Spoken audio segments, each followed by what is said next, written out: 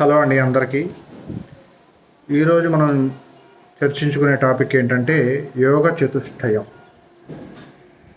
యోగ చతుష్టయం అంటే ఏమిటంటే భగవంతుడిని చేరే మార్గాల గురించి, ఆ మార్గాలు ఏమిటి, ఆ మార్గాలు ఏ మార్గాల వివరణ ఏమిటి, ప్రాథమిక వివరణ, అదేవిధంగా ఏ మార్గం ఎవరికి ఉత్తమంగా ఉంటుంది అనేటువంటి విషయాల మీద మనం ఈరోజు మాట్లాడుకుంటాం.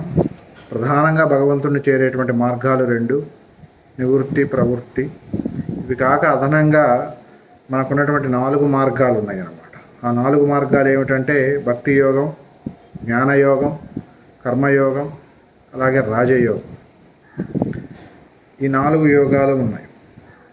సో మొదటగా మనం ఏమిటి ఈ 4 యోగాలు, ఎందుకు చెప్పబడ్డాయి ఈ 4 యోగాలు అనేటువంటి విషయాల మీద ఇప్పుడు చెప్పుకుందాము. ప్రధానంగా మనస్తత్వం ప్రకారం మనుషులు 4 రకాలు: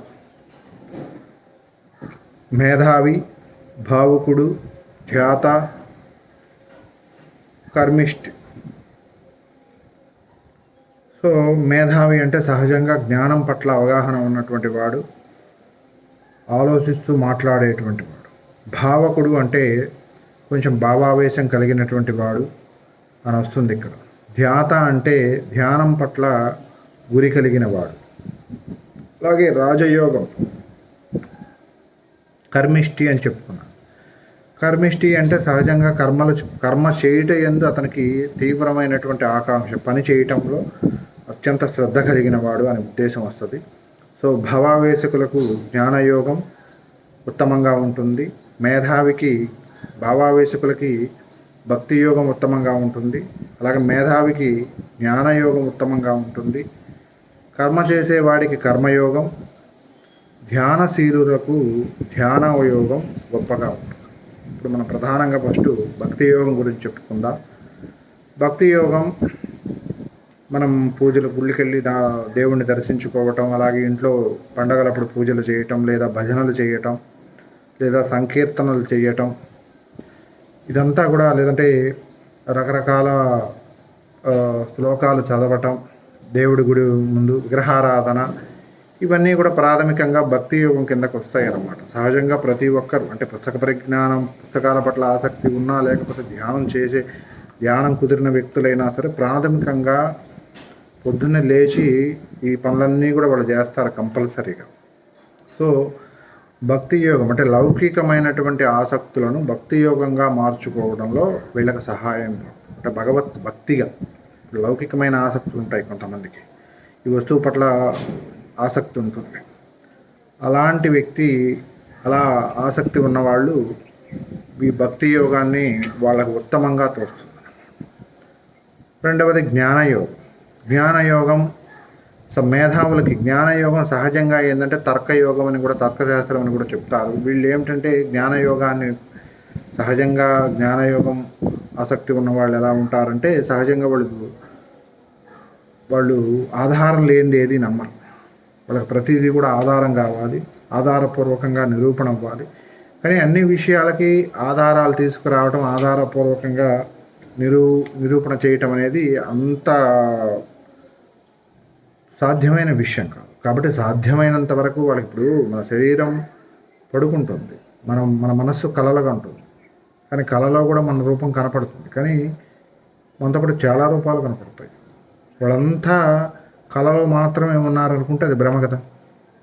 కళే, మనం పడుకొని కలగంటున్నాము. ఆ కళలో కూడా మనం ఏదో పని చేస్తూ కనపడ్డాము అంటే అది ఒక విధమైన దాన్ని నిరూపించటం అనేది వ్యక్తిగత. ఆధ్యాత్మికత ఎప్పుడూ కూడా వ్యక్తిగతం, వ్యవస్థాగతం కాదు, సామూహికంగా చేసేది కాదు. అది పూజలైనా కూడా అంటే కొన్ని కారణాల చేత అది సామూహికం చెయ్యబడిందే తప్పితే సహజంగా అది వ్యవస్థాగతం కాదు, వ్యక్తిగత. పూజ అయినా కూడా వ్యక్తిగత, ధ్యానం అయినా కూడా వ్యక్తిగతమే. ఒక్కళ్ళే కూర్చొని చేసుకుంటేనే కుదిరేవి తప్పితే ఇవన్నీ గుంపులుగా చేరడం అనేది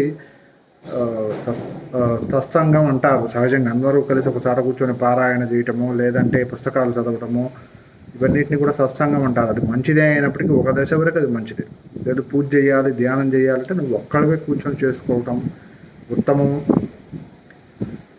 సో సహజంగా జ్ఞానయోగులు ఎలా ఉంటారంటే వాళ్ళకి ప్రతిదీ కూడా తర్కశాస్త్రబద్ధంగా ఉండాలి. సో తర్వాతది రాజయోగం. రాజయోగంలో ప్రధానంగా అష్టాంగాలు ఉంటాయి. ఆ అష్టాంగాలు ఏమిటంటే యమము, నియమము, ఆసనము, అలాగే ప్రాణాయామము, ప్రత్యాహారము, ధారణ, ధ్యానము, సమాధి. సో దీంట్లో యమము అంటే అబద్ధాలు ఆడకుండా ఉండటం, అబద్ధాలు నీతిగా మాట్లాడటం. అంటే ఏ సందర్భంలో కూడా నువ్వు ముందు ఈ నియమం కుదరాలి. రాజయోగం రాజయోగులు సహజంగా గొప్ప గొప్ప మహర్షులు వాళ్ళకి సాధ్యమవుతుంది, సామాన్యులకు కూడా సాధ్యమవుతుంది. కానీ ఇవన్నీ పాటించినప్పుడే సామాన్యులకు సాధ్యం.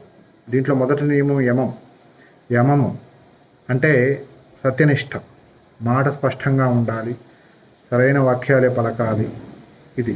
రెండవది నియమం అంటే చూసి శుభ్రత, పూజ చేయటం, పొద్దున లేచి శరీరాన్ని మనస్సుని శుచిగా ఉంచుకోవటం, తద్వారా కుదిరేది నియమం.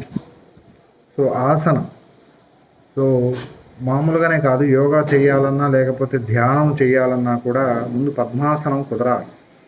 కొన్ని రోజుల పాటు పద్మాసనమే మనం సాధన చెయ్యాలి. అది కుదిరిన తర్వాత మిగిలినవి కుదురుతాయి. ఇది కుదరకుండా అది కుదరదు, ఎందుకంటే ఎక్కువసేపు కూర్చొని ఉండాలి ధ్యానం చేయాలంటే. సో దానికి కంపల్సరీగా పద్మాసనం అవసరం. సో ఆసనం కుదరాలి. తర్వాత ప్రాణాయామం, ఉచ్ఛ్వాస నిశ్వాసం. అంటే ఒక ముక్కు ద్వారా మనం గాలిని పీల్చి దాన్ని పట్టి ఉంచి రెండవ ముక్కు కొన్ని సెకండ్లు తర్వాత రెండవ ముక్కు ద్వారా బయటికి వదలాలి.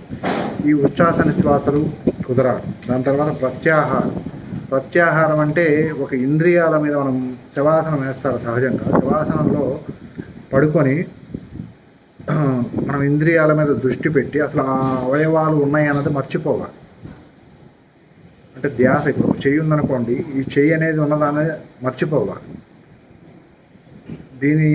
దీని పనిని ఇదిని నీ ఆలోచన నుంచి పూర్తిగా తీసేసి మళ్ళీ తర్వాత దాన్ని చేయాలి. ఇది ప్రత్యాహారం. దీన్ని డీటెయిల్డ్గా మనం యోగశాస్త్ర విధుల గురించి మనం చెప్పుకునేటప్పుడు ధ్యానము దాని నియమాల గురించి విపులంగా చెప్పుకుందాం. ప్రస్తుతానికి మాత్రం నేను క్లుప్తంగా చెప్తున్నాను వీటి గురించి. తర్వాత ధారణ అంటే ఇష్టమైనటువంటి ఏదో ఒక వస్తువుపై దృష్టి పెట్టడం. నీకు ధారణ కుదరింది అంటారు. చాలామందికి ధారణ బ్రహ్మరాక్షసుని పేరు ఉంటుంది.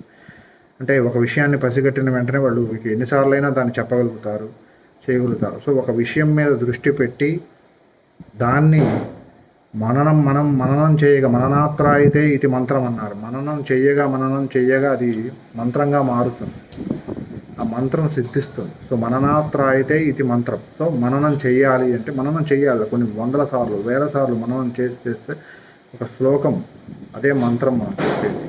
సో ఆ ధారణ కుదరాలి. తర్వాత ధ్యానం. మనం ఆల్రెడీ ఆసనం గురించి చెప్పుకున్నాం కదా. ఆసనం తర్వాత ధ్యానం కుదరాలి. ధ్యానం కుదిరిందనుకోండి, ఆటోమేటిక్గా మనకి ఆసనం కుదిరిందంటే ఆటోమేటిక్గా ధ్యానం కుదురుతుంది. ఆ ధ్యానం తర్వాత సమాధి స్థితి. అంటే ఏ వస్తువును మనం ధ్యానిస్తున్నామో ఇక ఆ వస్తువే లోకంగా మనకు కనపడుతుంది, ఏమి గుర్తుకురావు. దీన్ని ధ్యానం అంటారు, సమాధి అంటారు. ఇది సవికల్ప సమాధి స్థితి అనేది. నిర్వికల్ప సమాధి స్థితిని ఎవరు పొందలేరు, అది సాధ్యం కాదు. అది మహాయోగులు వాళ్ళకు మాత్రమే అది సాధ్యమవుతుంది తప్పితే సవికల్ప సమాధి స్థితిని, సహజంగా నిర్వికల్ప సమాధి స్థితిని ఎవరైనా పొందితే వాళ్ళు తర్వాత 15 రోజులు కోమాలో ఉండి తర్వాత చనిపోతారు. సామాన్య మానవులకు ఆ స్థితి వస్తుంది. సామాన్య మానవులు ధ్యాన స్థితి వరకు రావటమే పెద్ద విషయం అది. ఎందుకంటే అందువల్లే ఈ కాలం